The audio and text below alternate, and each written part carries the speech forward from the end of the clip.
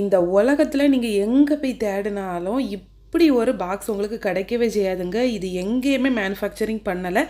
எங்க வீட்ல மட்டும் தாங்க இந்த பாக்ஸ் இருக்கு. உங்களுக்கு தேவைன்னா உடனே கீழ ஒரு நம்பருக்கு வாட்ஸ்அப் பண்ணுங்க. அப்படின்லாம் சொல்ல மாட்டேன். சும்மா சொன்னேன். எத்தனை பேர் என்ன மாரி இருக்கீங்கன்னு சொல்லுங்க. ஓவன் இல்ல ஓடிஜிக்கு உள்ள நம்ம ஸ்நாக்ஸை கொண்டு போய் ஒளிச்சு வைக்கிற பழக்கம் இருக்குன்ட்டு. நான் அப்படிதாங்க எங்க வீட்ல.